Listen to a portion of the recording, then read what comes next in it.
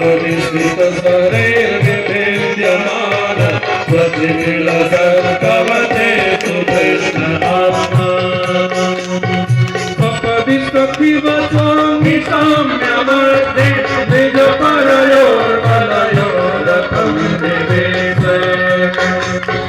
चित्रवर्ति परसैनिकायुरत्न चित्रवर्ति पार्थ सखेर स्वनिगममपहायमत्प्रतीका मृतमधिकर्तु महाभृतोरगर्भा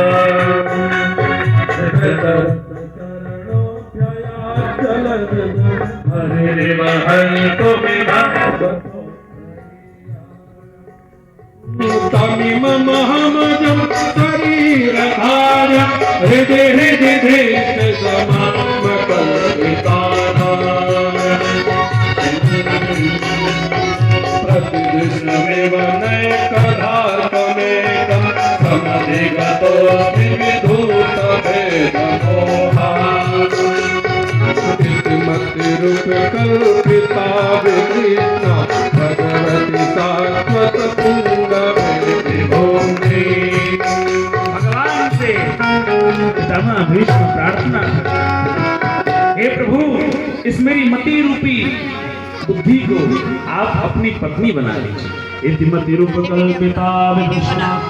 भगवान ने कहा आपकी बुद्धि अच्छी है क्या? भाई कोई किसी की बिटिया से ब्याह करता तो सबसे पहले क्या देखता है?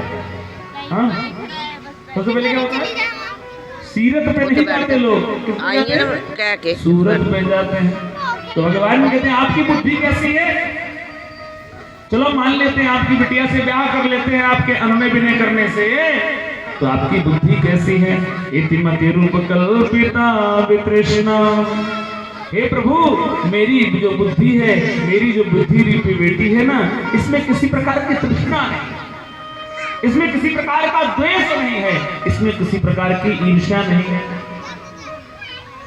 क्योंकि जितनी प्रकार की 3 प्रकार की ईर्ष्णाएं कही गई हैं, उन तीनों प्रकार की ईर्ष्णाओं से हमारी बुद्धि परे है। वित्तेष्णा, पुत्रेष्णा और लोकेष्णा, इन तीनों ईर्ष्णाओं से, इन तीनों इच्छाओं से हमारी बुद्धि परे है। इसलिए आप मेरी बुद्धि से विवाह कर लीजिए। पितामह भीष्म उस सारा घटनाक्रम भगवान का स्मरण करते हैं, कैसे कैसे युद्ध हुआ, कैसे कैसे भगवान का सामना हुआ। कहते मुझे उस दिन की याद आ रही है जब मैं अर्जुन के साथ युद्ध कर रहा था।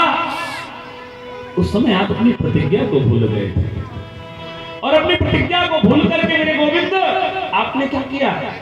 आप रथ से कूद पड़े, और रथ से जब आप कूदे तो ऐसा लग रहा था कोई सिंह क्रोध में हाथी के बच्चे के ऊपर दौड़ रहा है, उस पर प्रहार करने।